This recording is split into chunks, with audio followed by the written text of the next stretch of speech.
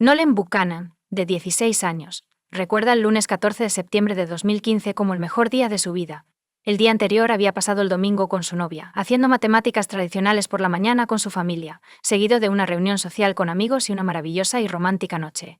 Cuando el adolescente se despertó el lunes por la mañana junto a su chica favorita, se sintió como un empresario libre, exitoso e influyente con todo el mundo a sus pies. Después de todo, ahora era dueño de Buchanan Construction. El joven estaba a punto de heredar coches, una casa, tierras y activos monetarios, y planeaba gestionar el negocio familiar por su cuenta, sin duda mejor que su padre, quien había llevado a la empresa a la quiebra. Parece que algo salió mal. Hace el tiempo, la oficina del sheriff del condado del Dorado arrestó a Nolan Keith Buchanan el 1 de octubre de 2015 en la escuela secundaria Bonita en Bonita, California. Nolan fue recluido en el Centro de Tratamiento Juvenil CITC en South Lake Tahoe hasta el 13 de junio de 2018, cuando un jurado del condado del Dorado, compuesto por 7 hombres y 5 mujeres, declaró a Buchanan culpable de 3 cargos. El jurado tardó solo 2 horas en llegar a una decisión. El joven fue condenado a 150 años de prisión, con la posibilidad de libertad condicional a partir del año 25. Así fue como fracasó su intento de hacerse con el negocio familiar. Nolan fue elogiado por los vecinos y compañeros de clase como un estudiante ejemplar. Hasta donde yo sé, era un buen chico, pero como estudiante de secundaria, Campbell Ruxton diría más tarde en una entrevista, siempre estaba preocupado por la escuela. Parecía ser muy amable, e incluso se sorprendió de que lo arrestaran. Pero, ¿qué ocurrió exactamente en la familia Buchanan? Repasemos este horrible caso en detalle. Molly conoció a Adam por primera vez cuando solicitó un puesto como gerente de oficina en su empresa. Para cuando se conocieron, Adam ya estaba divorciado y criando a su hijo Nolan de un matrimonio anterior por su cuenta. La rubia alegre, sociable y animada llamó inmediatamente la atención del dueño de la empresa. El interés fue mutuo. Molly se enamoró. Comenzó un romance que evolucionó en una relación seria y se mudó con Adam. Molly deseaba una familia amorosa y amigable, y trabajó duro para fomentar una relación positiva con su hijastro. Pronto quedó embarazada. Gavin nació. Las personas que conocían a los Buchanan dijeron que eran una familia unida de 4 miembros. El cabeza de familia, que era dueño de una empresa de construcción, ganaba suficiente dinero para vivir cómodamente. La familia también compró una propiedad vacacional en el condado de El Dorado, California. Una pequeña cabaña se encontraba en 19 acres en Greenwood, sin electricidad, agua, alcantarillado ni gas. Adam, que trabajaba en la construcción, asumió un papel activo en la remodelación de la casa, y la familia comenzó a visitar su cabaña. El 13 de septiembre de 2015, a las 10 a.m., miembros del Departamento de Bomberos de Garden Valley respondieron a un incendio forestal en Greenwood Township, en el oeste del condado de El Dorado, en la carretera 193 entre Cool y Georgetown. Al llegar, descubrieron que el fuego había destruido 10 acres de la propiedad. Una cabaña en la propiedad aún estaba humeando, pero se había quemado por completo. El personal del Departamento de Bomberos descubrió restos carbonizados entre los escombros. La escena del incendio permaneció intacta. A las 11 a.m., los bomberos llamaron a la oficina del sheriff del condado de El Dorado. Nadie se había dado cuenta de lo que estaba pasando. Los bomberos estaban casi seguros de que el incendio forestal había matado a una mascota atrapada dentro de la casa. El forense que llegó se enfrentó a una tarea desalentadora. Los restos de la casa aún estaban humeando, y no había manera de examinar el interior de la casa sin esperar a que las llamas se apagaran y la temperatura bajara un poco. Mientras el forense examinaba la casa, detectó el dulce olor de la carne quemada y descubrió un cráneo humano y un pecho quemado. Parecía que la tragedia había cobrado la vida de alguien. El oficial solicitó refuerzos, y los oficiales de la oficina del sheriff llegaron para realizar una investigación exhaustiva de la escena. La conclusión era obvia: la pequeña, aislada y remota cabaña no era la residencia principal de los propietarios. Era más probable que fuera una cabaña de campo a la que la gente venía a vacacionar. Se descubrió una camioneta Dodge y un remolque en la propiedad junto a la cabaña. Fue posible verificar las matrículas y determinar a quién pertenecía el coche. El propietario podría haber sido una víctima del incendio forestal. No tardaron mucho en descubrir que el vehículo y el remolque pertenecían a Buchanan Construction, que es propiedad de Adam Buchanan. El hombre en cuestión vivía en Bonita, California, 160 millas del lugar del accidente y a unas 3 horas de distancia. Esta información confirmó la suposición de la policía de que la casa era simplemente un refugio en el campo para aquellos que querían alejarse del bullicio de la ciudad. Quedaba por ver si el señor Buchanan o alguien más estaba dentro. El nombre del propietario de la empresa le proporcionó al detective su primera pista, lo que lo llevó a comenzar su investigación. Los oficiales de policía de Bonita fueron encargados de verificar que todos los miembros de la familia Buchanan estuvieran a salvo y en casa. Fueron a la dirección correcta y pronto llegaron a la entrada de los Buchanan, donde notaron una camioneta Ford blanca y llamaron a la puerta. El hijo de 16 años de Adam de su primer matrimonio salió, saludó a los oficiales uniformados con sorpresa y preguntó por qué habían venido a verlo. Para no asustar a la familia, el oficial decidió primero determinar quién estaba presente en la casa. Quizás el coche de la empresa fue tomado por alguien de la empresa, en lugar del propietario. Nolan Buchanan declaró que su padre Adams había ido de fin de semana a su finca en el campo, a 160 millas de distancia, con Molly y su hijo de 8 años, Gavin, y que se esperaba que regresaran por la noche. Según él, su padre le había dejado a cargo de la casa. Los investigadores no tenían suficientes pruebas para creer que los restos en la cabaña pertenecían a los Buchanan, pero la información que recibieron y el descubrimiento de los restos les llevó a creer que pertenecían a 2 personas. Para la noche del 13 de septiembre, fue suficiente para reportar a la familia como desaparecida en el incendio del condado de El Dorado. Al día siguiente, 14 de septiembre, la policía del condado de El Dorado fue a la casa de Nolan para hablar con él más a fondo y determinar quién había muerto en el incendio.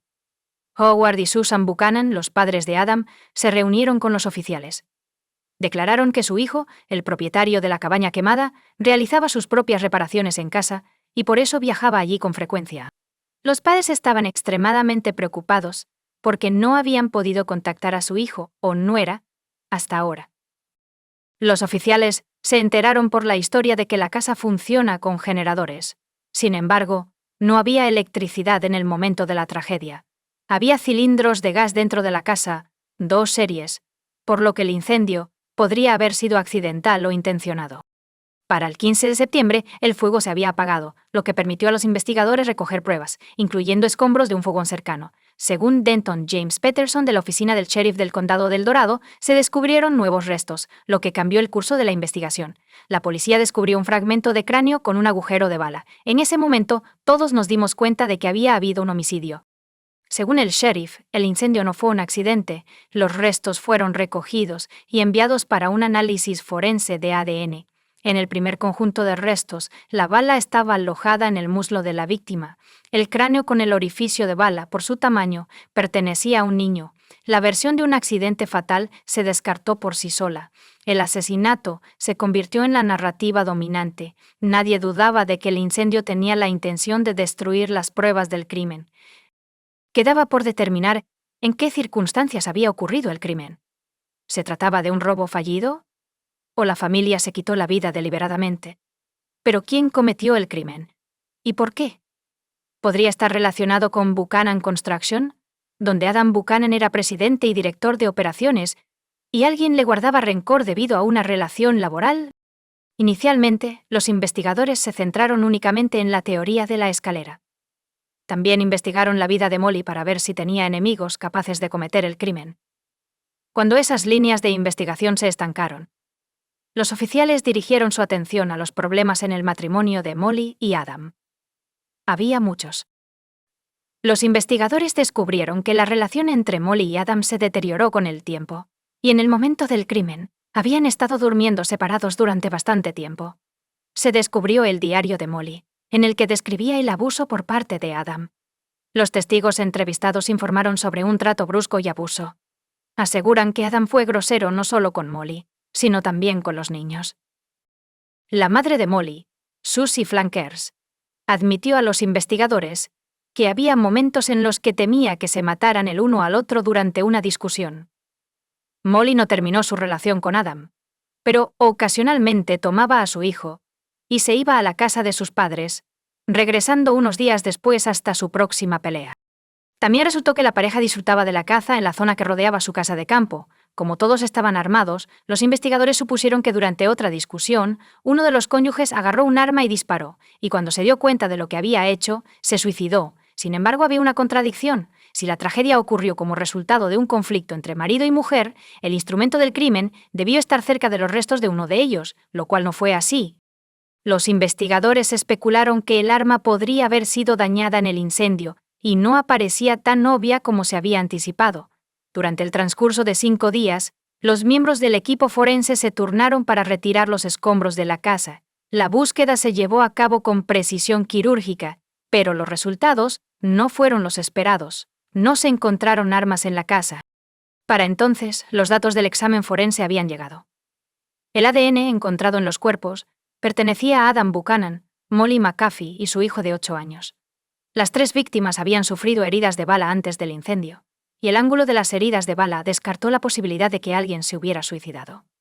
La falta de armas de fuego indicaba que había otra persona en la casa. Se descubrió que una 4ª persona había disparado contra los Buchanan, y la investigación tuvo que reiniciarse.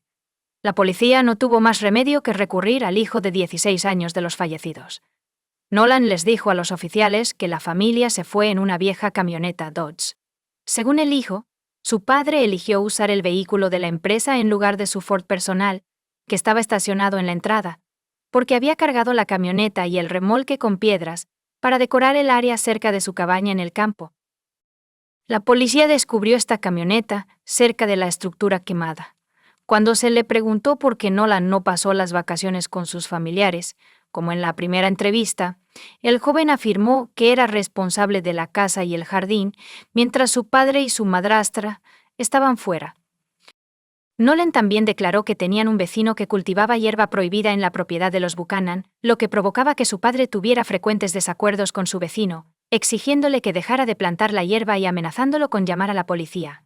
Al hablar del negocio familiar, Nolan afirmó que las cosas no iban bien. La empresa estaba reduciendo su tamaño, y el número de empleados se redujo a 5, según su padre. El número de muertes asociadas con el negocio estaba aumentando rápidamente.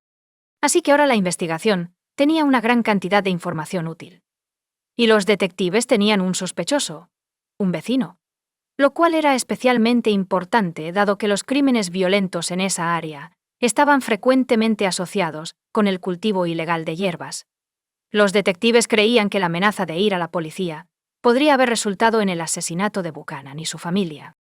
El problema era que nadie sabía de qué vecino estaban hablando. Los investigadores recorrieron el vecindario entrevistando a todos los propietarios de viviendas en sucesión. La táctica fue exitosa. Descubrieron a un hombre que confirmó la historia de una pelea con Adam por cultivar un cultivo prohibido. Sin embargo, afirmó que el conflicto se había resuelto tras una acalorada discusión. El vecino tenía una coartada, y otra versión resultó ser insostenible. Lo que quedaba por abordar era la crisis financiera que había afectado el negocio de la familia. El 18 de septiembre, los policías fueron a la empresa de Adam y entrevistaron a los empleados. Las palabras de Nolan eran correctas. La empresa estaba en un estado lamentable. Estaba amenazada con la bancarrota, porque la deuda superaba los $30,000 con 0 centavos. Como resultado, varios empleados fueron despedidos. Resultó que algunos de los antiguos empleados estaban extremadamente insatisfechos con la reducción, y por lo tanto, podrían haber estado involucrados en el crimen. Y ahí fue donde los investigadores tuvieron suerte. Durante el fin de semana, la escuela secundaria local organizó un día de limpieza comunitaria, con estudiantes limpiando escombros de un parque empresarial, a menos de 1 milla de la empresa de construcción de Adam. Estuvo presente el 19 de septiembre. Se descubrió un pequeño bolso que contenía una billetera y tarjetas de identificación pertenecientes a Molly McAfee y Adam Buchanan, debajo de uno de los arbustos. Un rifle calibre .22 yacía cerca. Los detectives se apresuraron al lugar del descubrimiento. La oficina del sheriff del condado hizo una nueva suposición.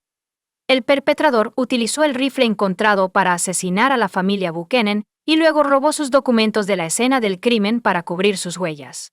El descubrimiento fue significativo porque indicaba que alguien había viajado hasta Greenwood para asesinar a la familia y luego regresó a Bonita, deshaciéndose de la bolsa y el arma del crimen. Parecía ser un residente de Bonita. La evidencia encontrada cerca del sitio de construcción de Buchanan fortaleció la teoría de que el jefe fue asesinado por uno de los empleados descontentos. Los detectives colocaron el arma en la bolsa de documentos para su examen y solicitaron una orden para registrar los archivos y las instalaciones de la empresa. Los investigadores tuvieron suerte de nuevo. Durante la búsqueda, accedieron a una cámara de videovigilancia ubicada en las instalaciones de la empresa. Por pura casualidad, el objetivo de la cámara estaba apuntando al centro del estacionamiento en lugar del territorio de la empresa. Tras este descubrimiento, el caso estaba a solo días de resolverse. Como ya se sabía que la familia había salido de la ciudad el viernes, los investigadores examinaron las grabaciones del viernes y se sorprendieron al descubrir que Adam había enganchado un remolque cargado de rocas a una Ford F-150. No era una camioneta Dodge, como les había dicho Nolan. Los detectives descubrieron que el joven había manipulado deliberadamente la investigación. Si el Ford blanco remolcó el remolque de rocas hasta la cabaña, debe haber sido conducido de regreso y estacionado en la entrada de la familia Buchanan. Los investigadores entrevistaron a Nolan para mantenerlo a salvo, mientras recopilaban la mayor cantidad de información posible. Nolan relató su fin de semana, a dónde fue y a quién vio. Pero esta vez le preguntaron qué película habían visto en el cine, cómo había pagado sus compras en el centro comercial y cómo había pagado el postre en una cita. Nolan, que no tenía idea, respondió con el número de tarjeta de crédito de su padre. Los oficiales luego solicitaron una orden para registrar la casa de Buchanan en Bonita, sus vehículos y sus registros financieros. El automóvil Ford permaneció estacionado en la entrada. Fue inspeccionado a fondo y descubrieron tierra rojiza adherida a las ruedas. Esto es similar a lo que ocurre en Greenwood. Si el Ford se hubiera utilizado para un viaje el fin de semana pasado o antes, podrían haber quedado rastros de tierra, pero no habrían sido tan visibles. Desafortunadamente, el fuego destruyó las marcas de las huellas de las ruedas cerca de la casa de campo. Sin embargo, la acumulación de tierra indicaba que el coche probablemente había estado en Greenwood recientemente. Los detectives rastrearon los pagos con tarjeta bancaria y descubrieron que Adam Buchanan usó su tarjeta de crédito el viernes 11 de septiembre. Se detuvo en Taco Bell de camino a Greenwood. Nolan, por otro lado, afirmó que se quedó en casa, no acompañó a sus padres y tenía la tarjeta de crédito en su posesión. Los detectives fueron al restaurante a revisar las cámaras de seguridad. Vieron exactamente lo que esperaban: un Ford blanco en lugar de una camioneta. Cuando los detectives registraron el Ford, descubrieron un recibo de Taco Bell fechado el 11 de septiembre. Eso incluía no 3, sino 4 bebidas. También se identificaron 4 vasos de bebida en la evidencia recogida en la escena del incendio. Entonces, Nolan estaba dentro del coche. La siguiente transacción con tarjeta de crédito ocurrió el sábado 12 de septiembre, en el Valencia Club Bar, en Penryn, a unos 30 minutos de la cabaña. Los padres de Adam ya habían informado a los detectives sobre el bar. Declararon que su hijo y su nuera visitaban frecuentemente después de que la cabaña había sido renovada. Las cámaras de seguridad grabaron cuando la pareja salió del bar, y las cámaras de tráfico en la carretera ayudaron a rastrear la ruta de la pareja. El día del incendio, una Ford F-150 se dirigió hacia la cabaña de los Buchanan alrededor de las 2:30 ET y luego cambió de dirección a las 3:30 ET en la primera instancia. La cámara captó a Adam y Molly en el vehículo, mientras que en la segunda solo captó a Nolan. Varias horas después, el domingo por la mañana, 13 de septiembre. La tarjeta de crédito de Adam se utilizó para pagar en 3 de los locales de Benítez: Starbucks, McDonald's y una gasolinera. El banco confirmó a los investigadores que solo se puede tener una tarjeta bancaria, lo que contradice las afirmaciones de Nolan. Para entonces, los resultados forenses ya habían sido devueltos. Las huellas dactilares de Nolan fueron encontradas en la pistola. Fue arrestado mientras estaba en medio de una clase de secundaria. Nolan Buchanan se ha declarado no culpable de los cargos en su contra. Intentó distorsionar la historia afirmando que su padre disparó contra la familia, después de lo cual él le apuntó con un rifle y en defensa propia le quitó el arma. Después de disparar accidentalmente a su padre, Nolan afirmó que fue en defensa propia, culpando del incendio y la posterior mentira al pánico y el miedo extremo. Por eso usó gasolina para incendiar la casa, viendo que pareciera que no había pasado nada. La defensa centró repetidamente la atención del jurado en el abuso de Adam hacia su propio hijo y otros miembros de la familia. El médico forense cuestionó el veredicto porque la marca de la herida de bala en un trozo del cráneo de Gavin correspondía a un disparo realizado en un ángulo de casi 90 grados. Nolan, por otro lado, afirmó que las camas de él y su hermano estaban una al lado de la otra, y que el ruido y los gritos los habían despertado simultáneamente. Nolan afirma haber visto a alguien entrar en el dormitorio y disparar a Gavin justo cuando él se despertaba. El tirador luego apuntó el rifle a Nolan, quien milagrosamente empujó al atacante. Bajo este escenario, el disparo habría sido realizado en un ángulo de aproximadamente 45 grados, lo que contradice los hallazgos forenses. La fiscalía concluyó que Nolan disparó a su hermano cuando estaban solos en la casa, mientras sus padres estaban en un bar. Después de esperar a que su padre y su madrastra regresaran, Nolan también les disparó. Según el lugar donde se descubrieron los cuerpos, Adam fue asesinado primero, seguido de Molly. Nolan luego tomó el rifle. Sus padres quemaron sus documentos, rociaron los cuerpos con gasolina y le prendieron fuego a la casa. Luego se fue a casa, se encontró con su novia y pasó el día con ella estableciendo una coartada para sí mismo. El 13 de julio de 2018, un jurado condenó a Nolan por 3 cargos de asesinato en primer grado. Como resultado, fue condenado a 150 años de prisión, con la opción de libertad condicional después de 25 años. Juez Kingsbury. El anuncio de la sentencia reflexionó sobre el abuso verbal y físico. Nolan testificó que masacró a su hermano porque no quería que él experimentara el mismo horror o se viera obligado a vivir con lo que su padre ya le había hecho. Sin embargo, al hacerlo, también enumeró hechos sobre la premeditación del crimen y el posterior incendio, la creación de coartadas y los planes de Nolan para dirigir el negocio familiar que había discutido con los miembros de la familia. El juez citó la falta de Nolan para seguir las reglas y el comportamiento desviado observado por el personal del Centro de Tratamiento Juvenil de South Lake Tahoe, donde fue después de ser arrestado. «Todos tienen la capacidad de cambiar», le dijo el juez Kingsbury a Nolan. «Espero que haga todo lo posible para lograrlo. Si te comportas adecuadamente, según el proyecto de ley del Senado y las decisiones de la Corte Suprema, serás elegible para la libertad condicional después de 25 años en prisión. Tú decides si tomas o no esa oportunidad». Nolan sigue insistiendo en que es inocente. Si alguna vez es liberado bajo libertad condicional, se le exigirá que pague una compensación significativa a las víctimas. La cantidad de la indemnización actualmente se desconoce. Comparte tu opinión con nosotros en los comentarios y suscríbete al canal para más.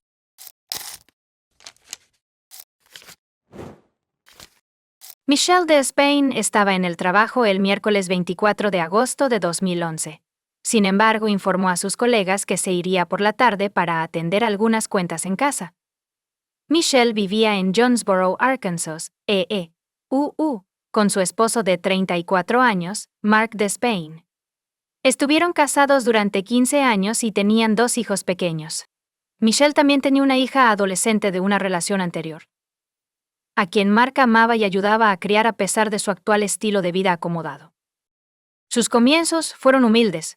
Cuando se conocieron por primera vez a los 18 y 19 años, los padres de Mark, Tiana y Jack Despain les ayudaron proporcionándoles un remolque para vivir, mientras Mark trabajaba para la empresa inmobiliaria familiar. Después de unos años, Mark inició su propio negocio como inversor de propiedades y tasador inmobiliario, lo que le llevó a un éxito y riqueza significativos. Este éxito les permitió pasar de su tráiler original a una lujosa casa con piscina. Mark y Michelle trabajaron duro para darle a sus hijos todo lo que querían, incluyendo vacaciones anuales a Jamaica y Cancún. Michelle se encargaba de la contabilidad de la empresa de Mark y también trabajaba en un banco local. El 24 de agosto, después de terminar su trabajo en el banco alrededor de las 3 p.m., Michelle regresó a casa y encontró la puerta trasera sin llave. Para su consternación, toda la casa había sido completamente saqueada. Los cajones estaban abiertos, las pertenencias esparcidas por el suelo y había cristales rotos por todas partes. El caos se había extendido hasta la bañera, donde la ropa había sido lanzada de manera desordenada, y el dormitorio, donde una caja de joyas había sido abierta. Mientras Michelle se movía por el caos, hizo un descubrimiento desgarrador.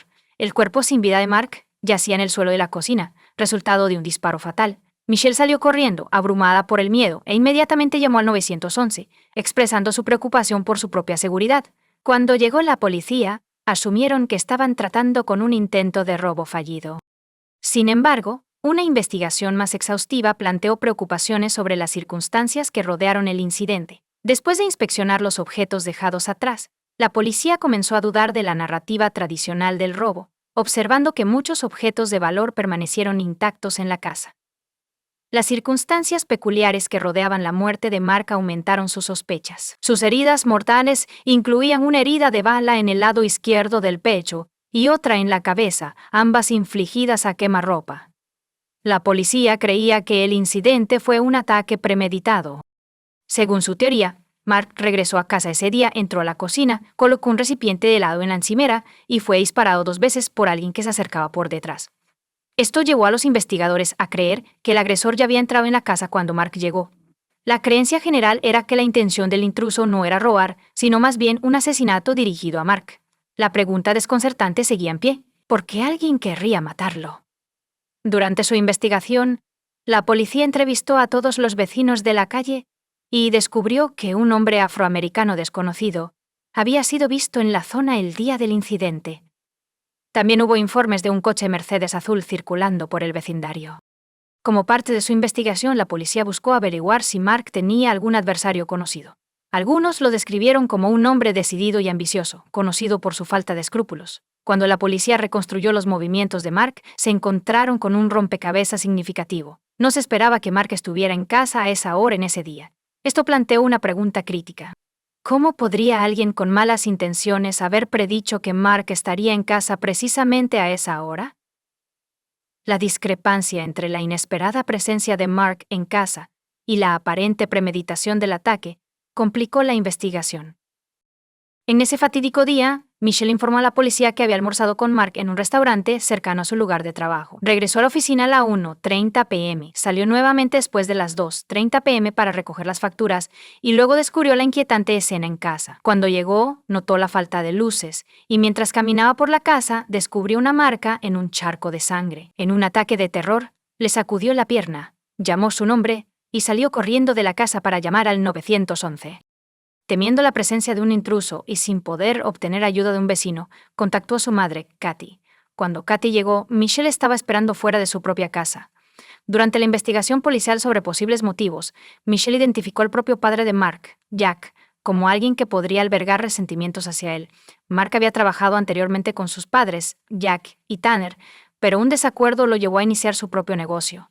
La ruptura comenzó cuando Mark solicitó una mayor parte de las ganancias, a lo que Jack se opuso. Michelle le dijo a la policía que Jack tenía un comportamiento frío y que había habido un incidente previo entre Jack y su hija de 13 años. El padre de Michelle, Carl Kelly, quien trabajaba como recaudador de rentas para la empresa de Mark, también expresó sospechas, afirmando haber recibido amenazas de Jack en el pasado. Cuando la policía interrogó a Jack y Tan, admitieron su distanciamiento, pero afirmaron que la disputa por el dinero fue causada por el deseo de Michelle de tener más. Jack sugirió que la policía investigara las actividades de Michelle el día en que murió su hijo, insinuando su posible implicación. Según Jack, Mark regresó a casa ese día para recoger un arco de caza, y Michelle habría sido la única que estaba al tanto de su presencia. Jack le dio a la policía información sobre el incidente que Michelle mencionó involucrando a su hija, así como fotos explícitas de su teléfono. Inicialmente acusado de tomar las fotografías. La relación de Jack con Tana se volvió tensa, lo que resultó en una breve separación. Sin embargo, una investigación más profunda reveló una historia diferente. Jack le dijo a la policía que la hija de Michelle había tenido una conversación para adultos con su novio, y él descubrió las fotos comprometedoras en su teléfono. Para evitar enfrentar las consecuencias de sus padres, ella afirmó falsamente que Jack había tomado las fotos, lo que llevó a acusaciones de abuso infantil en su contra. Aunque no se presentaron cargos, las falsas acusaciones causaron un gran sufrimiento a Jack Tanner, quien se reconcilió con Jack después de conocer todas las circunstancias del caso. Después de verificar la coartada de Jack, la policía lo exoneró de asesinar a su hijo. Jack ya no está bajo sospecha. A pesar de la aparente satisfacción de Michelle y Mark, la investigación se expandió. La pregunta persistía. Si Michelle estaba involucrada, como sugirió Jack, ¿cuál era su motivación para quererlo muerto? La policía descubrió rápidamente que Michelle estaba lejos de ser la viuda afligida que habían asumido. Michelle tuvo una aventura con un colega mucho más joven, un hombre de 24 años, a quien ella mantenía económicamente, pagando su alquiler, comestibles y otros gastos antes de que Mark muriera. Cuando la policía le interrogó, Michelle afirmó que Mark no estaba al tanto de la aventura, y cuando le preguntaron si Mark alguna vez había solicitado el divorcio, ella negó cualquier discusión. Michelle, sin embargo, confirmó que Mark había expresado preocupaciones sobre el futuro de su relación después de que los hijos se hubieran ido. Otra revelación surgió mientras la policía investigaba la situación financiera de la pareja. Mark y Michelle tenían una cantidad significativa de deudas, y había acusaciones de que Michelle desvió fondos de la cuenta del negocio. Además, Michelle tenía derecho a $1 millón de dos pólizas de seguro de vida en caso de la muerte de Mark. A pesar de sus sospechas, la policía no tenía pruebas concretas contra Michelle, ni contra ningún otro posible sospechoso. La coartada de Michelle fue confirmada por las grabaciones de vigilancia del banco donde trabajaba, que la mostraban con su padre, Carl, en el momento en que Mark fue asesinado. La investigación dio un giro cuando la policía recibió una pista anónima. El informante reveló que Terence Barker se había jactado de haber asesinado a Mark. Esta nueva pista representó un desarrollo significativo en el caso, lo que llevó a la policía a investigar la posible implicación de Terence Barker en la muerte de Mark. Terence Barker inicialmente negó cualquier implicación en la muerte de Mark mientras era interrogado por la policía en la comisaría. Sin embargo, las pruebas en su contra eran convincentes. Según los informes de testigos y los registros de las torres de telefonía celular, él estaba cerca de la casa de Mark y fue visto conduciendo un Mercedes azul poco antes del tiroteo fatal. Cuando se le confrontó con esta evidencia, Terence finalmente confesó ser el autor del crimen, revelando que había acordado dispararle a Mark a cambio de un pago prometido de entre $7,000.00 y $10,000.00. Aunque aún no había recibido ningún dinero, una investigación posterior llevó a la policía a Johnny Hubbard, el conductor del Mercedes azul. Ahora surgió la pregunta: ¿por qué alguien querría que Mark estuviera muerto? Los detalles intrincados de la investigación comenzaron a surgir cuando Johnny Hubbard, quien era conocido por tener a Mark como inquilino, informó a la policía que el padre de Michelle, Carl Kelly, se había acercado a él para orquestar el asesinato de Mark. La participación de Terence Barker surgió cuando Johnny sugirió una forma de ganar algo de dinero, lo que los llevó a reunirse con Carl en el estacionamiento de una iglesia para discutir la idea. Terence aceptó llevar a cabo el tiroteo, afirmando no tener conocimiento previo de Mark y nunca haberlo visto antes. Terence afirma que Carl le dio el arma utilizada en el asesinato, le mostró su casa y le dijo dónde esperar. Sin embargo, Terence afirmó que Michelle también estaba involucrada en el complot. Informó a la policía que Michelle estaba dando instrucciones a su padre a través de mensajes de texto. Un mensaje enviado el día del asesinato a las 20 a.m. debe ser hoy. No puedo seguir así todas las mañanas. Carl respondió: «Está bien, ¿puedes hacer que coma el almuerzo?». Con esta información, la policía pudo comenzar a armar el rompecabezas. Hipotetizaron que Michelle organizó la reunión de almuerzo con Mark, dando a Carl la oportunidad de llevar a Terence dentro de la casa. Los mensajes de texto de Michelle indicaron que estaba al tanto del plan y que el asesinato tenía que ocurrir ese día. La policía cree que Michelle fingió estar sorprendida cuando descubrió el cuerpo de Mark. A pesar de saber lo que le esperaba en casa, no hizo ningún intento de ayudar a Mark cuando lo descubrió gravemente herido en la cocina. Ella estaba al tanto de su muerte antes de regresar a casa. Los registros telefónicos mostraron que Michelle y Carl intercambiaron numerosos mensajes de texto el día del asesinato, la mayoría de los cuales fueron eliminados rápidamente. Además, los registros muestran que Mark inicialmente rechazó la invitación de Michelle para almorzar, pero ella persistió e insistió en ir a tomar helado después. Michelle envió mensajes de texto a su padre constantemente durante su salida para comer helado. Michelle inicialmente negó cualquier participación, pero luego cambió su historia para afirmar que solo se enteró de la implicación de su padre después de que Mark murió. Terence Barker se declaró culpable de asesinato en primer grado y recibió una sentencia de 35 años. De manera similar, Carl Kelly se declaró culpable de asesinato en primer grado y recibió una sentencia de 35 años. Johnny Hubbard se declaró culpable de obstrucción de la aprehensión y revocación de la libertad condicional por un cargo anterior de sustancias prohibidas, recibiendo una sentencia de 18 años de prisión, más 20 años adicionales, por violar la libertad condicional en una condena anterior por sustancias prohibidas. Michelle Despain se declaró culpable de un cargo reducido de obstrucción a la aprehensión y recibió una sentencia de 30 años de prisión con posibilidad de libertad condicional después de 5 años. En un acuerdo negociado, se declaró culpable de 3 cargos de obstrucción de la investigación y el enjuiciamiento de asesinato capital, evitando un cargo de asesinato capital. Como parte del acuerdo de culpabilidad, renunció a su derecho a apelar, temiendo un veredicto de no culpable. Si Michelle fuera a juicio por el asesinato de Mark, los padres de Mark aceptarían el trato para asegurarse de que ella cumpla algo de tiempo en prisión. Comparte tu opinión con nosotros en los comentarios y suscríbete al canal para más contenido.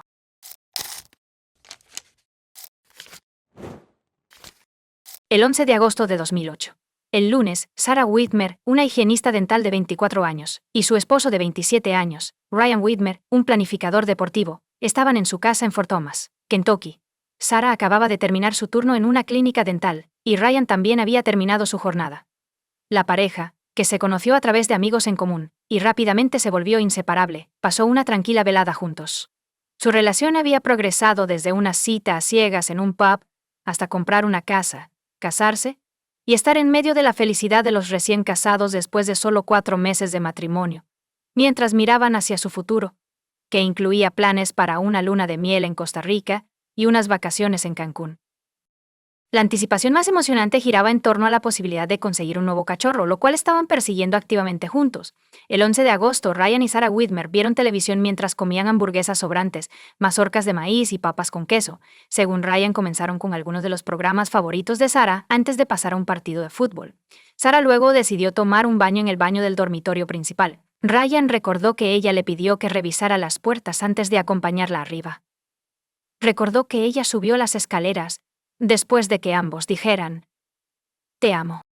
Camina de puntillas como solía hacer con frecuencia a las 10:49 p.m. esa noche. Ryan marcó el 911, la llamada duró 7 minutos, le dijo al despachador del 911 que su esposa se había quedado dormida en la bañera en su casa en Monroe, Ohio. Ryan informó al despachador que su esposa se había quedado dormida en la bañera, creo que estaba abajo, acabo de subir aquí y ella estaba boca abajo en la bañera. Ryan le dijo al despachador que había estado viendo televisión abajo y subió para encontrar a Sarah boca abajo en la bañera. Mencionó que ella frecuentemente se quedaba dormida en la bañera. Ryan siguió las instrucciones del despachador y sacó a Sarah de la bañera antes de ser guiado a través de la RCP. Durante este tiempo, él temporalmente dejó el teléfono para vaciar la bañera y levantar a Sarah, lo cual tomó aproximadamente 29 segundos. Dentro de los 6 minutos siguientes a recibir la llamada al 911, la policía encontró a Sarah desnuda en el suelo del dormitorio. Su cuerpo se sentía cálido y seco, pero su cabello estaba mojado. Mientras realizaban la RCP, la policía notó una descarga espumosa de color blanco rosado que salía de la boca y la nariz de Sarah, indicando ahogamiento. Cuando llegaron los paramédicos, hicieron 2 intentos fallidos de intubar a Sarah en su dormitorio. Se hicieron 2 intentos más en la ambulancia, durante el viaje de 10 minutos al hospital. A pesar de un 5º intento de intubación fallido, el médico de la sala de emergencias del hospital hizo un 6º intento y tuvo éxito. Desafortunadamente, fue demasiado tarde. Sarah fue declarada muerta esa misma noche. Cuando fue interrogado en el hospital, Ryan le dijo a la policía que él y Sarah estaban solos en casa esa noche. Mencionó que estaba viendo un partido de fútbol en la televisión de abajo mientras Sarah se estaba bañando alrededor de las 10 p.m.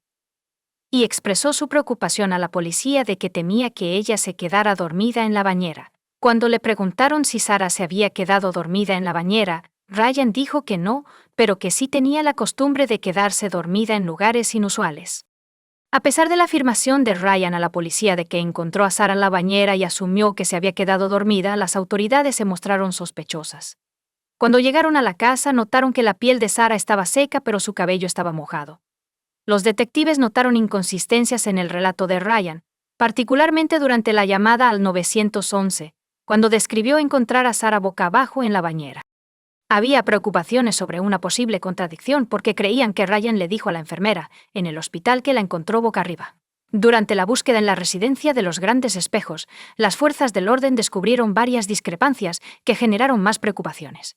El suelo del baño, la alfombra del baño y la toalla en el suelo estaban todos secos. La bañera estaba mayormente seca, con solo unas pocas gotas visibles cerca del desagüe. Notablemente, no se encontraron toallas mojadas en la casa. La policía descubrió inconsistencias adicionales en el relato de Ryan.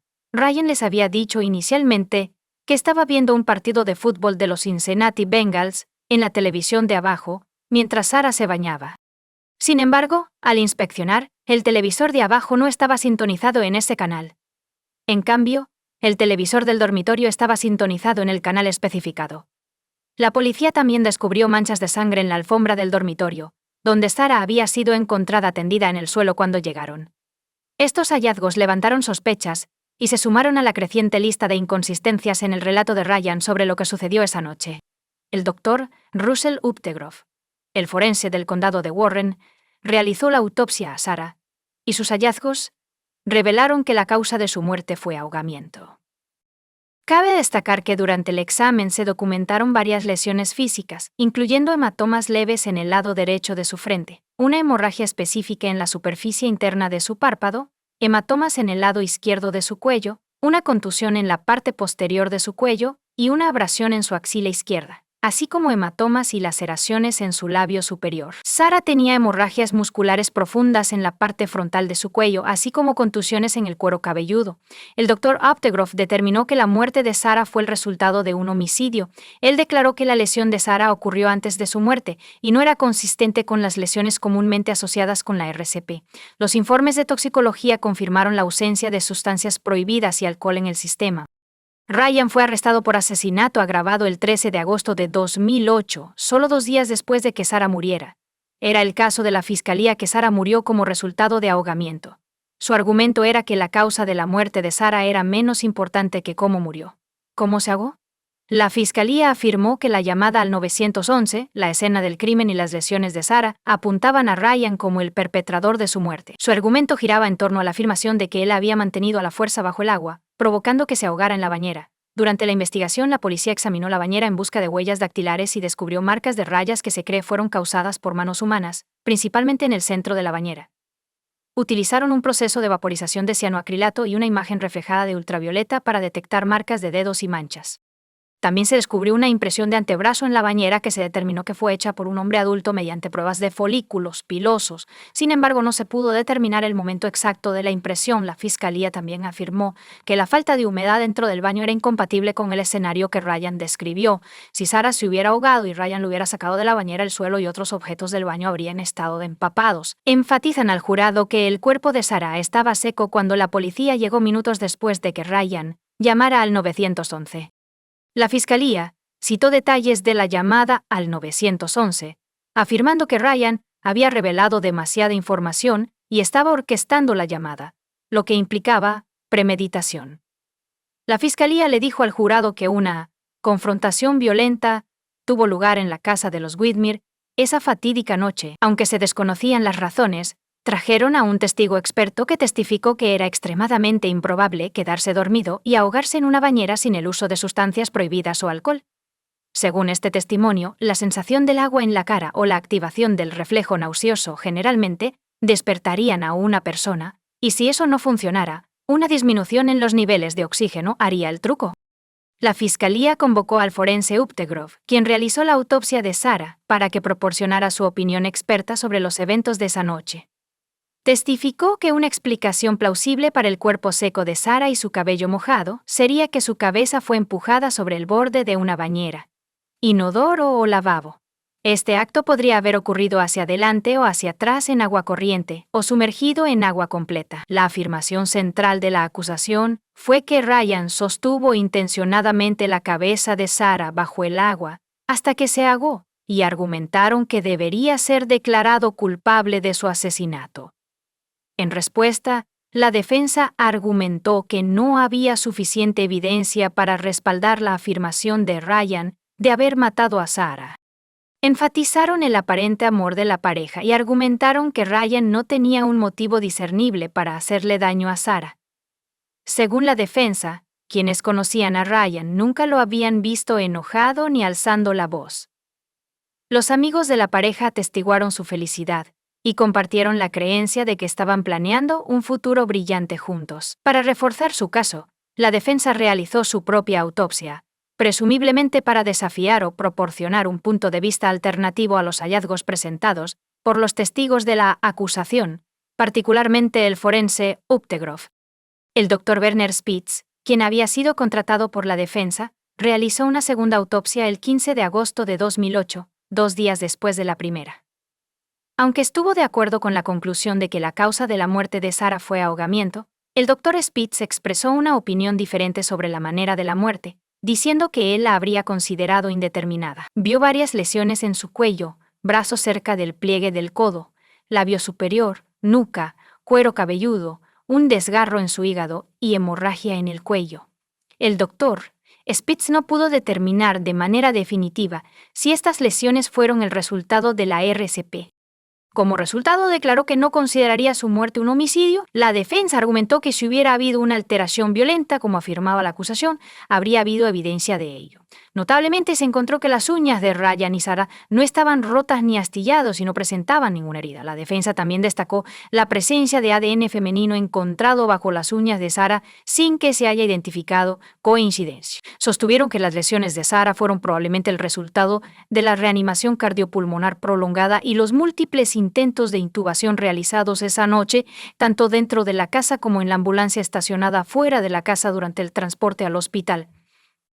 Y en el mismo hospital, la defensa postuló la teoría de que algo médico, como una convulsión o una afección cardíaca, podría haber sido la causa subyacente de la muerte de Sarah. También explicaron la aparentemente contradictoria evidencia del cuerpo seco de Sarah y el cabello mojado, afirmando que la piel se seca más rápidamente que el cabello. En el primer juicio, el jurado declaró a Ryan no culpable de asesinato agravado, pero lo condenó por asesinato. Sin embargo, unos meses después, se ordenó un nuevo juicio en respuesta a las preocupaciones de la defensa. Se descubrió que algunos jurados habían realizado sus propias pruebas sobre cuánto tiempo tardaban en secarse después de tomar un baño, lo que podría haber influido en su interpretación de las pruebas.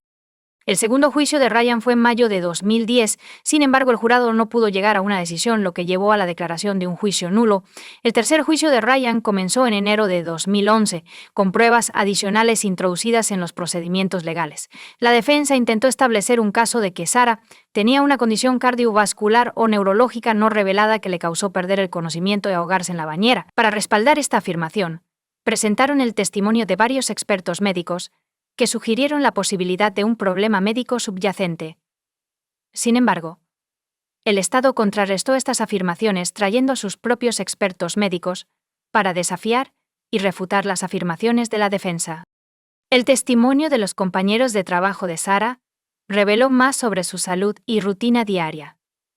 Describieron a Sarah durmiendo en su coche antes de empezar a trabajar por las mañanas y saliendo a descansar durante sus pausas para el almuerzo. Los colegas también revelaron que sufría de alergias y tenía dolores de cabeza y de estómago. En al menos una ocasión, sus dolores de cabeza fueron lo suficientemente severos como para causarle visión borrosa, obligándola a retirarse a una habitación oscura hasta que los síntomas desaparecieron. El Dr. Benjamin Mesmer, un dentista en la consulta de Sarah, subió al estrado y testificó que estuvo presente cuando ella murió. Recordó que ella se quejaba de un dolor de cabeza y de estómago ese día. El testimonio de los amigos de Sarah pintó un cuadro de su tendencia a quedarse dormida en lugares inesperados, como durante un juego o en medio de discusiones grupales. Una de sus amigas sospechaba que tenía narcolepsia, un trastorno del sueño caracterizado por somnolencia excesiva, parálisis del sueño, alucinaciones y en algunos casos cataplejía. En contraste, la madre de Sarah, Ruth, y Stewart testificaron para la acusación. Ella declaró que nunca había notado nada inusual en los hábitos de sueño de su hija. Sarah, sin embargo, sí experimentó dolores de cabeza. Ruth creía que eran el resultado de problemas inusuales. Según el testimonio de Ruth, habló con Sarah el día que murió cuando ella salía del trabajo, y Sarah no mencionó tener dolor de cabeza. Ruth declaró que no había antecedentes familiares de convulsiones, enfermedades cardíacas o problemas cardíacos. Sarah tenía un soplo cardíaco y un paladar hendido cuando era bebé, pero un informe de examen físico de junio de 2008 no mencionó la presencia continua del soplo cardíaco. Además, no se mencionó ninguna afección cardíaca, defecto neurológico o enfermedad en el informe. El testimonio de Jennifer Cruz proporcionó un relato importante y potencialmente perjudicial. Según sus declaraciones, contactó a Ryan mientras estaba en prisión después de ver un episodio de Dateline sobre su caso. Ella afirmó que el 26 de octubre de 2009, A las 11 o las 6, Ryan la llamó y confesó el asesinato. Jennifer testificó que Ryan dijo: «Yo lo hice. Lo hice, maté a Sarah. Lo hice». Jennifer testificó que Ryan tuvo una acalorada discusión con Sarah en su sala de estar sobre su supuesta infidelidad, el consumo de alcohol, el tabaquismo y la pornografía. La discusión supuestamente se intensificó en el piso de arriba, o Sarah le informó a Ryan que su matrimonio había terminado. Según Jennifer, la confrontación se volvió física, con Ryan supuestamente diciendo: «Nadie me deja, y me refiero a nadie». El testimonio de Jennifer tomó un giro más oscuro cuando describió la supuesta admisión de violencia por parte de Ryan. Ryan admitió haberle dado un puñetazo a Sarah en el pecho durante su confrontación, lo que hizo que ella cayera hacia atrás y se golpeara la cabeza. Ryan afirmó haberse desmayado, y cuando despertó, descubrió a Sarah en el suelo, inconsciente y sin respirar, con el cabello mojado. Además, Jennifer afirmó que durante la llamada al 911, Ryan solo fingió realizar la RCP porque sabía que Sarah ya estaba muerta, lo que hacía inútil la resucitación. A pesar de esta impactante revelación, Jennifer continuó comunicándose con Ryan después de su conversación inicial. Ryan no informó a la policía sobre la conversación incriminatoria hasta después de que su segundo juicio fue declarado nulo. En respuesta al testimonio de Jennifer, la defensa intentó socavar su credibilidad. Presentaron pruebas de su anterior adicción a medicamentos recetados y condenas por robo menor, intentando sembrar dudas sobre la veracidad de sus declaraciones y motivaciones. La defensa presentó un escenario desafiante, afirmando que no podían explicar de manera definitiva qué causó que Sarah se ahogara esa noche.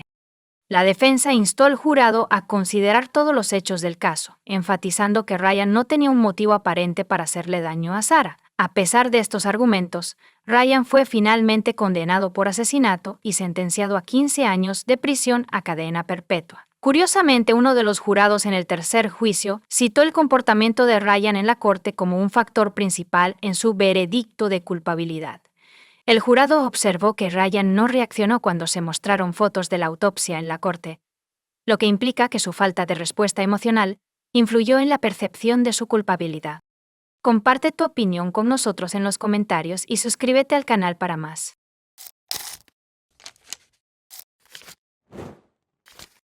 La misteriosa desaparición de Susan Peely le envió ondas de choque a través de su comunidad, causando serias preocupaciones entre sus seres queridos. Susan, una contadora de 38 años, tenía previsto comenzar a trabajar a las 9 a.m. esa fatídica mañana de martes en gestión de infraestructuras en Thistle Street, Edimburgo, Escocia.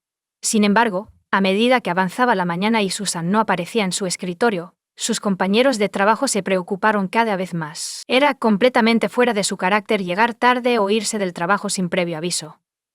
Preocupados por su ausencia inexplicada, los compañeros de trabajo de Susan decidieron contactar a sus padres, Robert y Sylvia Peely. Susan había comunicado por última vez con sus padres a las 8:30 a.m., cuando les envió un mensaje de texto para decirles que estaba en camino al trabajo. Dado este mensaje de texto, sus padres se preocuparon mucho por su bienestar cuando no llegó al trabajo como se esperaba.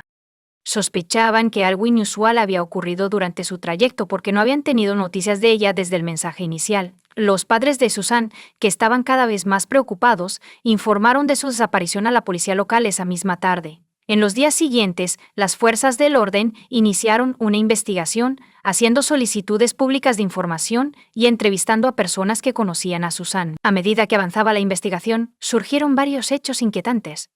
Las tarjetas bancarias y el teléfono de Susan no habían mostrado actividad desde su desaparición.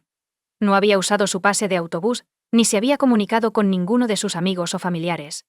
Además, la familia de Susan creía que no se habría ido sin informar a nadie, porque tenía responsabilidades en casa, como cuidar de sus mascotas. El padre de Susan, Robert, expresó la profunda confusión y angustia que rodeaba a su familia durante este difícil momento. Comparó su desaparición con un enigma desconcertante, afirmando que se sentía como si se hubiera desvanecido en el aire, dejando un vacío inexplicable. La repentina desaparición de Susan seguía siendo un misterio desconcertante y profundamente inquietante, con sus seres queridos, las fuerzas del orden y la comunidad en su conjunto buscando respuestas. La investigación sobre la misteriosa desaparición de Susan Peely comenzó a revelar nuevos detalles mientras la policía revisaba meticulosamente las grabaciones de CCTV de la zona, Las imágenes revelaron una cronología de los movimientos de Susan el día en que desapareció, arrojando luz sobre los eventos que llevaron a su desaparición. Susan siguiendo su rutina la mañana de su desaparición, saliendo de su apartamento en Whitson Road a las 8 a.m. para comenzar su día como de costumbre. Aproximadamente 20 minutos después, subió a un autobús número 2 en Stevenson Drive y continuó en su ruta habitual. Luego se trasladó al autobús número 4 en Dalry Road, frente a Caledonian Terrace. Susan bajó del autobús número 4 en Princess Street, justo enfrente del generoso gran almacén, a las 8:48 a.m. Comenzó su jornada laboral con una parada rutinaria en una tienda de conveniencia Sainsbury's. Como hacía la mayoría de las mañanas, las cámaras de vigilancia captaron la presencia de Susan en la tienda Sainsbury's. A las 8:04 m. Después de terminar sus diligencias, se dirigió a su lugar de trabajo, que es la gestión de infraestructuras en Thistle Street. Las últimas imágenes conocidas de Susan fueron captadas por una cámara de CCTV cerca del edificio en la esquina, a solo 50 metros de la puerta principal de su oficina. En este punto, parecía desaparecer de la vista, dejando a las autoridades con un desconcertante misterio por resolver. La investigación reveló un detalle potencialmente significativo. A las 8:55 a.m., un taxi negro se detuvo en la zona donde se vio a Susan por última vez. Aunque las fuerzas del orden no creían que el taxista estuviera directamente involucrado en la desaparición de Susan, sí hicieron un llamado al conductor para que se presentara y ayudara con su investigación en curso. Este desarrollo planteó preguntas sobre si el taxista había presenciado algo inusual o tenía información que pudiera ayudar a resolver el misterio de la desaparición de Susan Peely.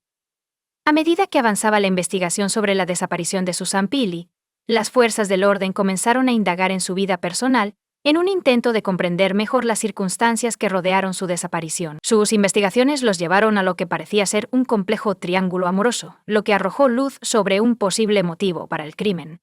Susan, una mujer soltera, había estado recientemente en una relación romántica con un compañero de trabajo, David Gilroy.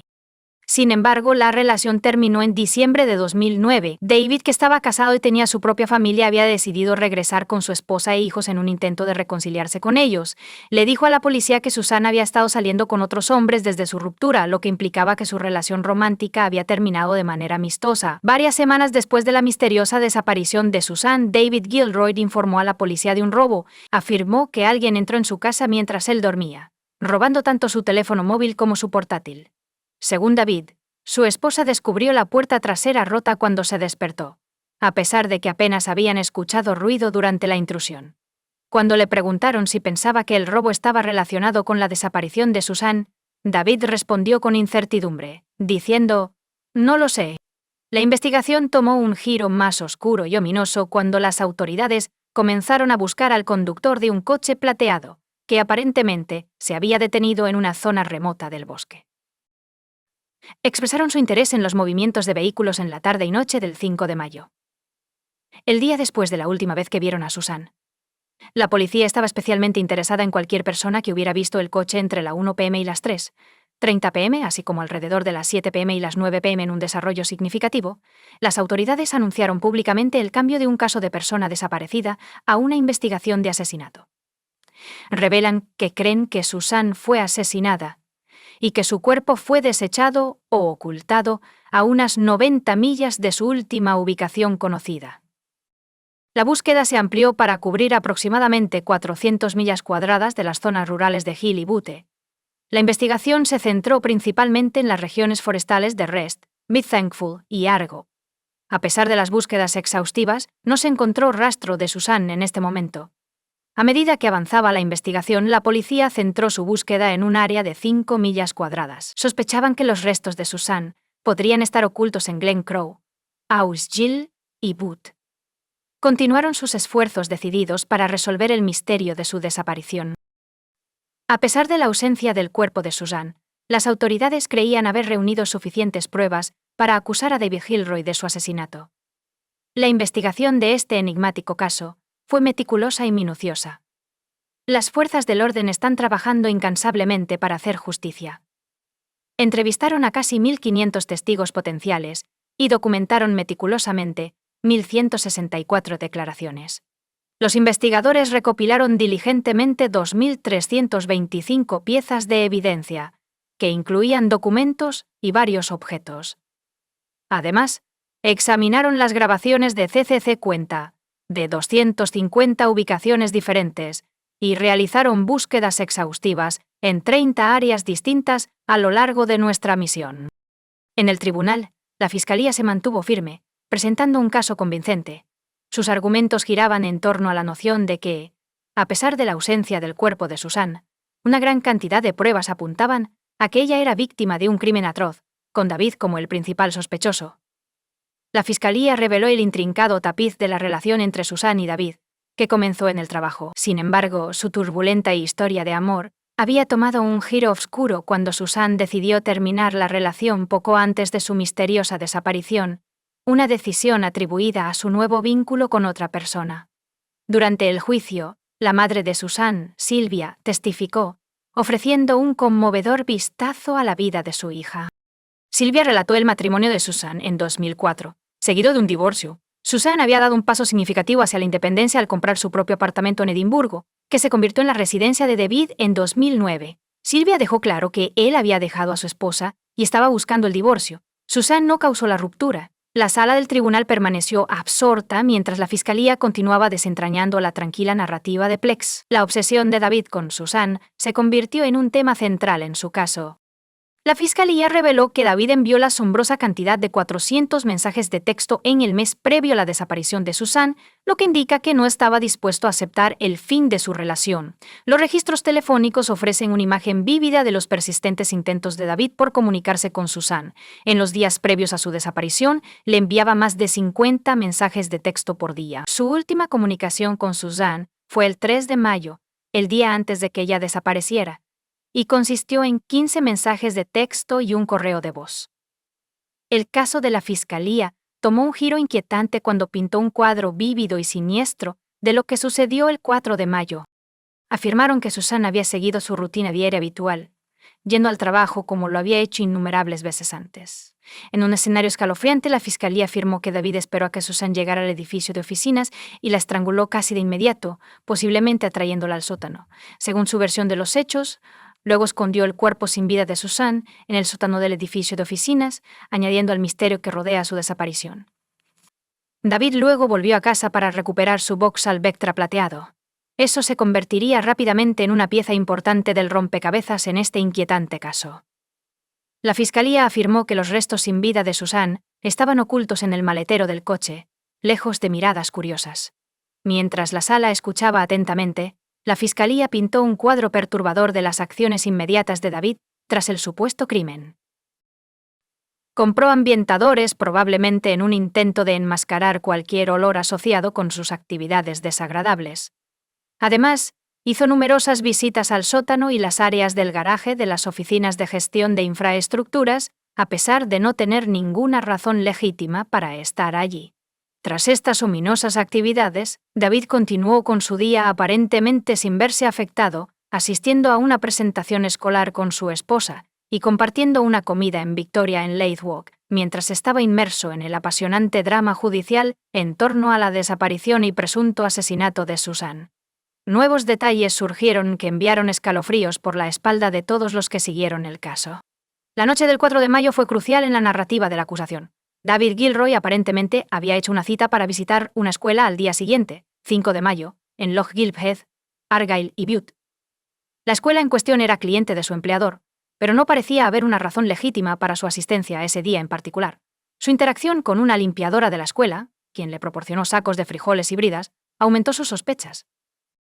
Este evento aparentemente insignificante pronto se convertiría en el foco de la investigación. El caso de la Fiscalía ganó impulso mientras recreaban meticulosamente el viaje de David a Argyll. Examinaron las grabaciones de CCTV y los registros de su teléfono móvil, revelando varios huecos de horas en ambas etapas de su viaje, desde Loch Gilphead a Inverarray. El viaje tomó unas increíbles 2 horas más en cada dirección de lo que debería haber tomado. La Fiscalía afirmó que la discrepancia ocultaba un secreto siniestro. El cuerpo de Susan estaba escondido en algún lugar de esa zona. David conocía íntimamente esta región. Anteriormente he ido de vacaciones caminando allí con Susan.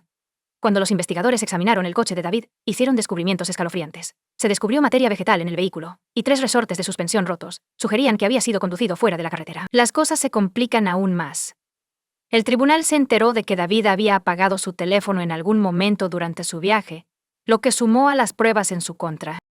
El tribunal escuchó que los perros rastreadores de cadáveres entrenados para detectar el olor de restos humanos mostraron interés tanto en el maletero del Bossol Vectra de David como en áreas específicas del sótano del edificio de oficinas. A medida que avanzaba el juicio, la fiscalía introdujo un aspecto físico perturbador en su caso.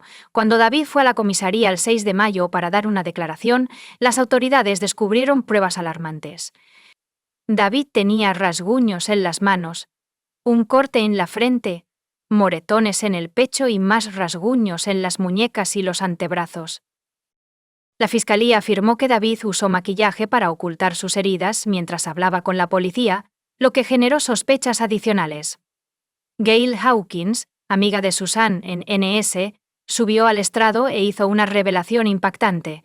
Susan se lo había confiado, preocupada porque David había hackeado su cuenta de correo electrónico y había accedido sin autorización a sus correos. La fiscalía alegó que David había accedido a sus correos electrónicos entre el 24 de agosto de 2009 y el 30 de abril de 2010. El tribunal también descubrió que él tenía acceso a su cuenta en un sitio de citas en línea. Helen Liddell, una administradora financiera en gestión de infraestructuras, testificó que descubrió correos electrónicos entre David y Susan que claramente mostraban que estaban teniendo una aventura o relación. Esta revelación la sorprendió porque no estaba al tanto de su relación. Al jurado se le mostró un video de vigilancia de Susan y David solo 2 días antes de que ella desapareciera. El 2 de mayo, los dos fueron vistos comprando juntos en una tienda de conveniencia. Esto contrasta marcadamente con la afirmación de David a la policía de que su relación terminó en diciembre de 2009. Los esfuerzos de la policía para encontrar los restos de Susan tomaron un giro escalofriante cuando redujeron el área de búsqueda a solo 5 millas cuadradas basándose en los registros del teléfono de David. Estos registros mostraron que su teléfono había enviado señales a las torres de telefonía en la remota área de Glen Crow el 5 de mayo, el día en que Susan desapareció. Glen Crow, ubicado en los Alpes de Carry en la península de Cowal, en Argyll y Bute, contaba con montañas escarpadas y un paisaje lleno de obstáculos formidables, incluyendo rocas grandes, lo que hacía que la búsqueda de pruebas fuera particularmente difícil.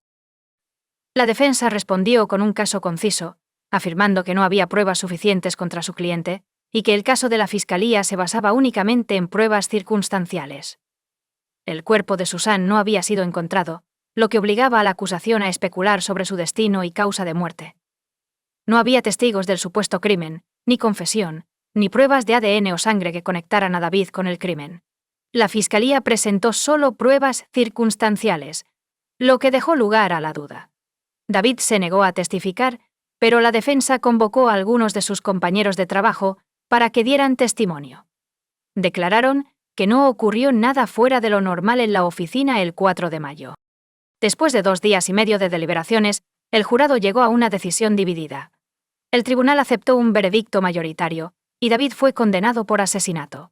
Recibió una sentencia de cadena perpetua y se le exigió cumplir al menos 18 años. David Gilroy mantiene su inocencia. El 27 de abril de 2012, presentó un aviso de intención de apelar su condena. Sin embargo, el 20 de diciembre de 2012, el Tribunal de Apelación Penal de Edimburgo desestimó la apelación. En junio de 2017, la Comisión de Revisión de Casos Criminales de Escocia concluyó su investigación del caso. Comparte tu opinión con nosotros en los comentarios y suscríbete al canal para más contenido.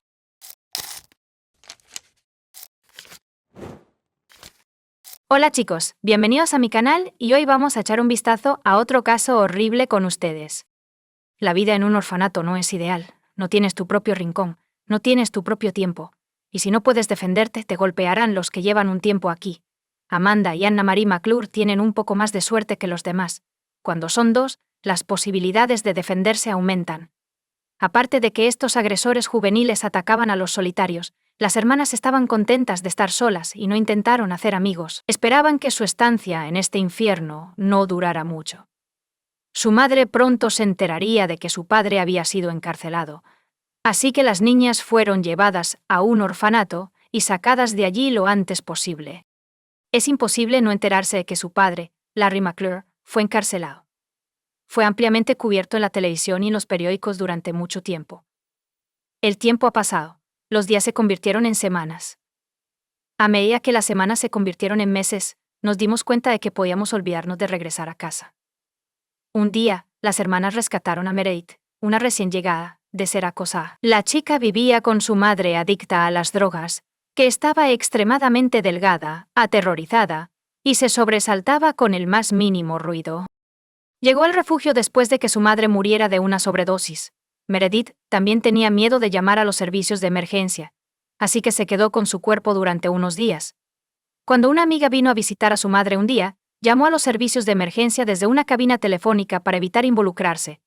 Meredith se hizo amiga de las hermanas McClure, y las tres empezaron a divertirse más y a sentirse más seguras. Amanda y Anne-Marie nunca le habían dicho a nadie por qué estaban aquí.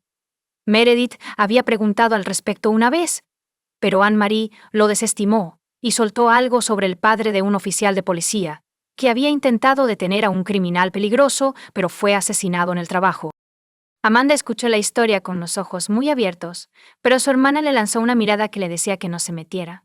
Meredith, fascinada por la hazaña póstuma de su padre, contó a los otros estudiantes del orfanato sobre el destino de las hermanas, y las hermanas se convirtieron en celebridades instantáneas. Eran respetadas, eran envidiadas porque la mayoría de los presentes tenían padres que murieron por drogas ilegales o fueron a prisión. Eventualmente, todos los niños querían ser amigos de las hermanas, y su existencia aislada llegó a su fin.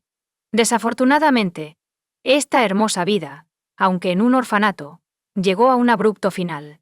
No está claro de dónde proviene la información de que el padre de Anne-Marie y Amanda no es un policía fallecido.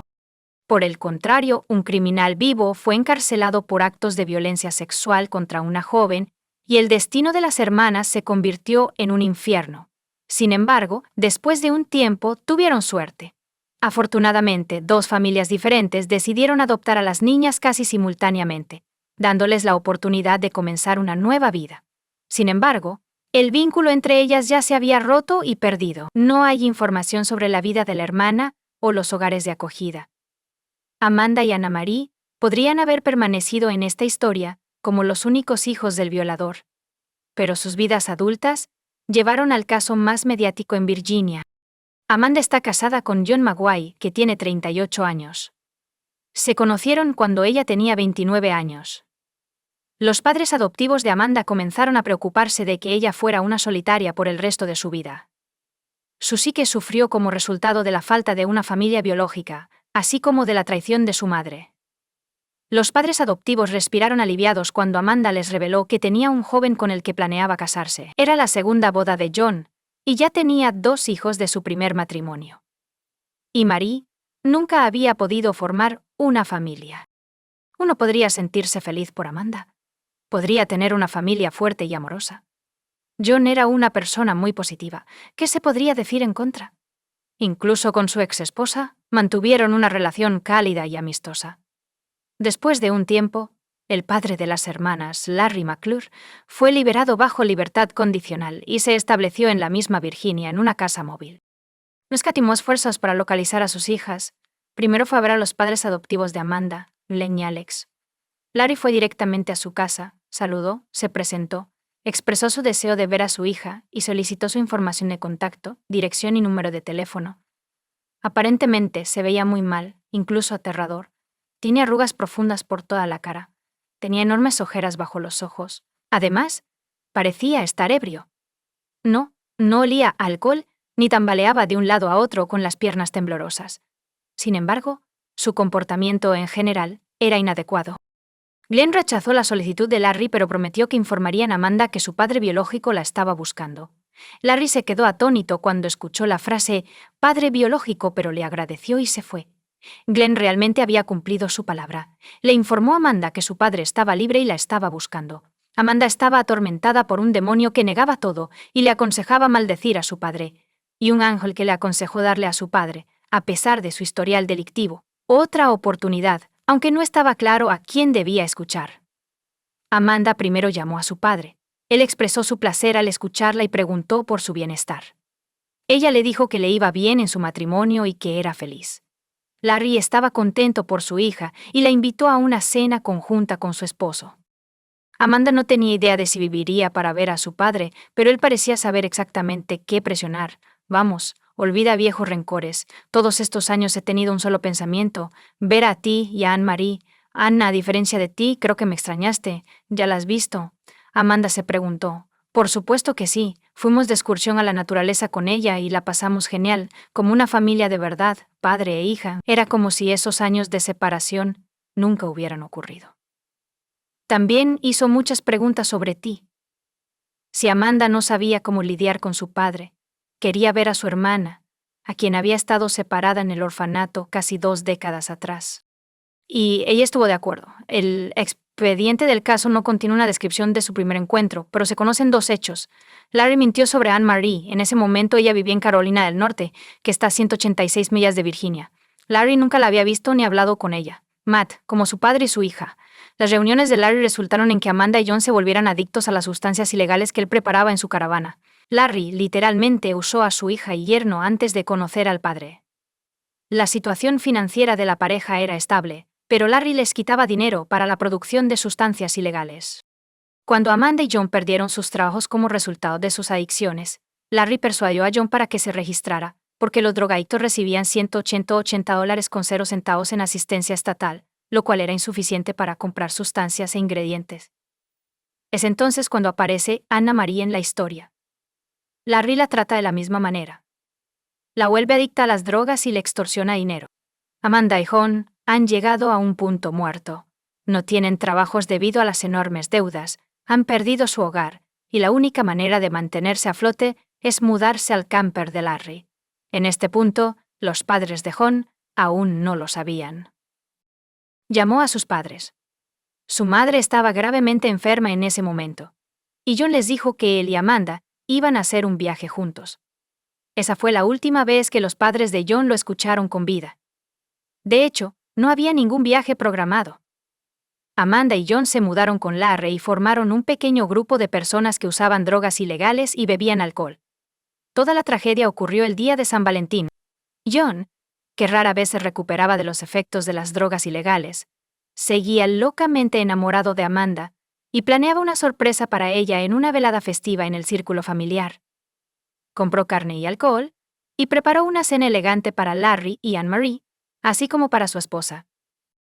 Bajo la prolongada influencia de las drogas, una terrible locura golpeó la familia. Amanda y Larry se acercaron mucho más que padre e hija. Desafortunadamente, John no lo vio venir. Sí, todos ustedes tenían pensamientos correctos. El padre y la hija se consideraban pareja. Como resultado, John se ha vuelto redundante. Durante toda la comida, John habló muy cariñosamente con Amanda. Larry estaba extremadamente nervioso por ello, y la tensión aumentó. Larry finalmente interrumpió el discurso de su yerno, preguntándole si podía ser completamente honesto con su esposa.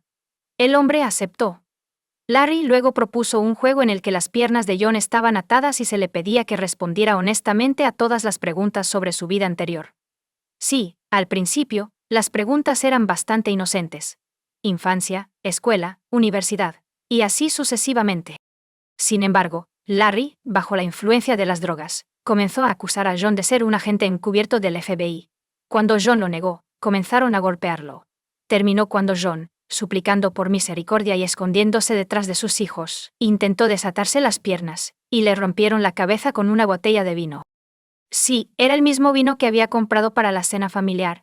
Larry, Amanda y Anne-Marie torturaron a John durante 2 días mientras simultáneamente usaban sustancias ilegales. Cuando se cansaron, Amanda le puso una bolsa negra sobre la cabeza a su esposo y la apretó alrededor de su cuello, haciendo que dejara de respirar. John fue enterrado en el patio trasero, y la familia loca celebró el compromiso de Larry y Amanda, padre e hija, con una nueva tanda de sustancias psicotrópicas y alcohol. Al tercer día sus mentes se volvieron locas.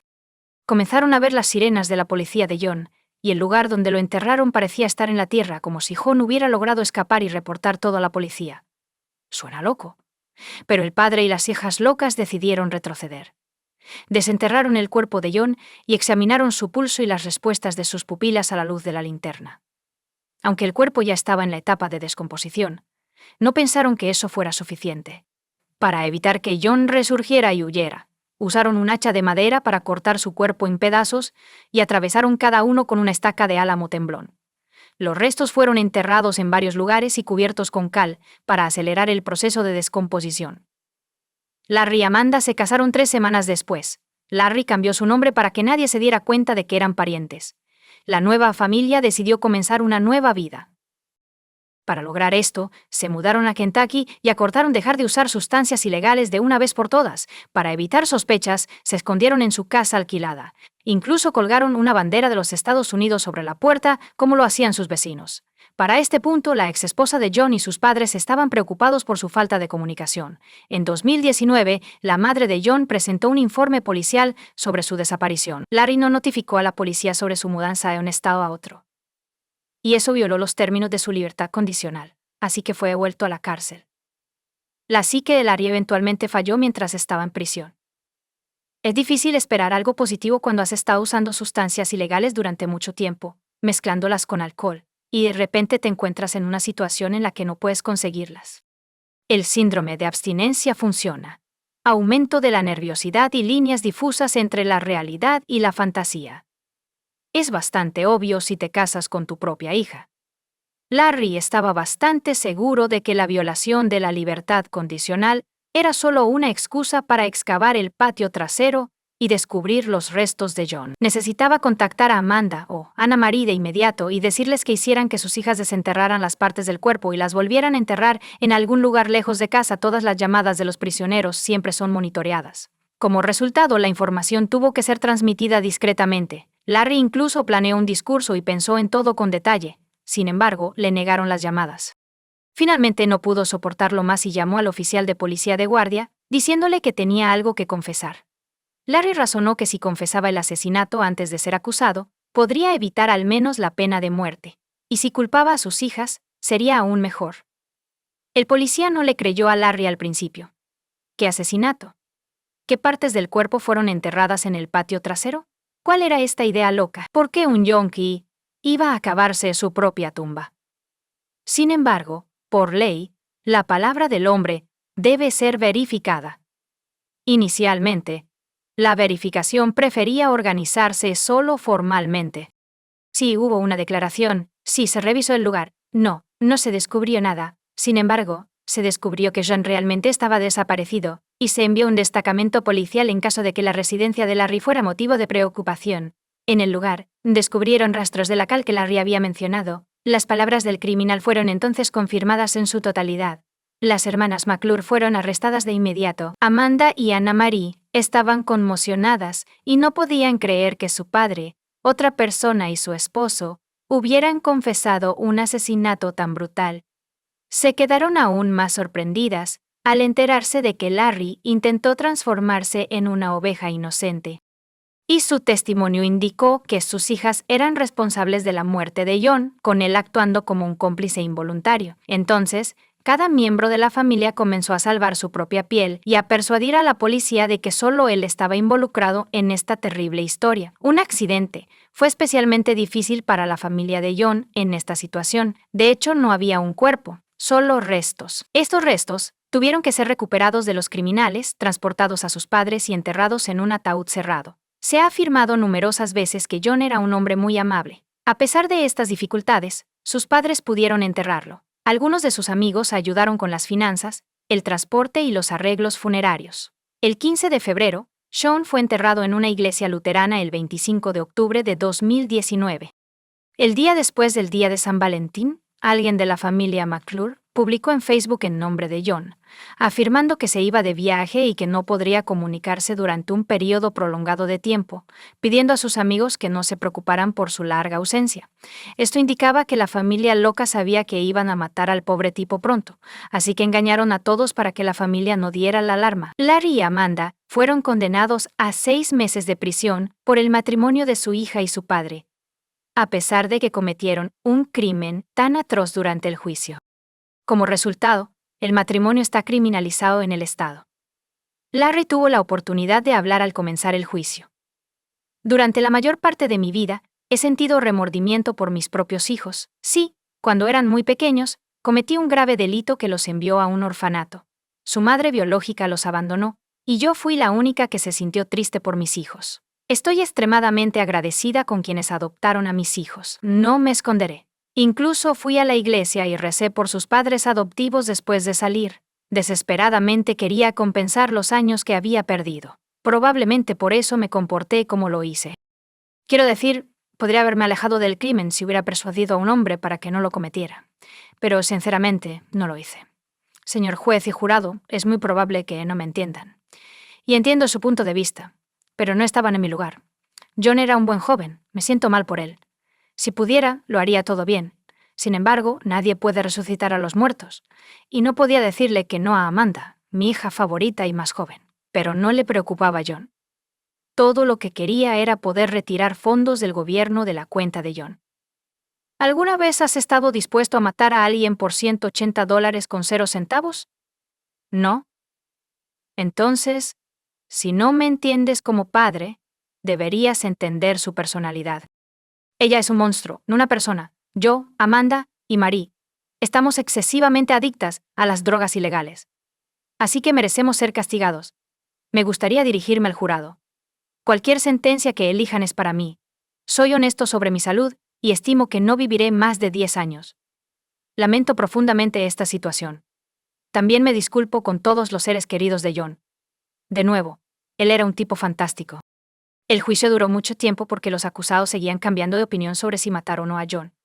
Amanda, que no podía soportar un juicio tan largo, incluso llegó a un acuerdo con los investigadores, prometiendo ser acusada de homicidio involuntario. El siguiente discurso de juicio de Larry fue muy diferente. Cuando todo comenzó, los 4 compramos los ingredientes para sustancias ilegales y regresamos a mi tráiler, donde empecé a hacerlas. Amanda se acercó a mí y dijo que quería vengarse de John. La verdad es que John, bajo la influencia de las drogas, violó a Anna Marie, y ella quedó embarazada. Y, en cuanto a mí, tenía que ganarme la confianza de mis hijas después de tantos años separados. No podía negarme. Me culpo por eso. Cada día pienso en ahorcarme, pero ¿por qué debería ser mi culpa si el crimen es de ellos? Después del discurso de Larry, la familia de John tomó la palabra. Su madre sollozó tan fuerte que no pudo hablar. Aunque no pueda perdonar a la familia McClure, nunca olvidaré lo que sucedió. También sé que desearía poder vivir para ver a uno de ellos morir antes que yo. Entonces, los hijos de John se pronunciaron, maldiciendo literalmente a los asesinos y prometiendo nunca perdonarlos. El juez emitió el veredicto final, condenando a Larry McClure a cadena perpetua sin posibilidad de libertad condicional. Cuando se anunció el castigo de Amanda, sus padres adoptivos expresaron su arrepentimiento por haberle dicho a su hija que su padre la quería. Siempre la habían criado con la libertad de tomar sus propias decisiones. Pero no tenían idea de que esta libertad tendría un impacto tan grande en su futuro. Amanda, por su parte, declaró durante el anuncio del veredicto que todo era culpa de su padre, quien no pudo superar su celosía. Los pobres padres de Amanda pidieron al juez que considerara que si no hubiera sido por la influencia negativa de su padre, su hija adoptiva nunca habría cometido un crimen tan atroz. Sin embargo, los fiscales vieron el asesinato como una conspiración para mantener juntos a Amanda y Larry. La primera audiencia estuvo dedicada a Amanda, quien fue condenada a 40 años de prisión, pero el juez señaló que probablemente solo cumpliría 20 años. Cuando se leyó la sentencia a Anne Marie, ella hizo todo lo posible para demostrar que se oponía al asesinato de John, pero su padre y su hermana la obligaron a terminar. Marie fue testigo en la boda de Larry y Amanda porque tenía miedo por su futura vida, y fue condenada a 40 años de prisión. Comparte tu opinión con nosotros en los comentarios y suscríbete al canal para más.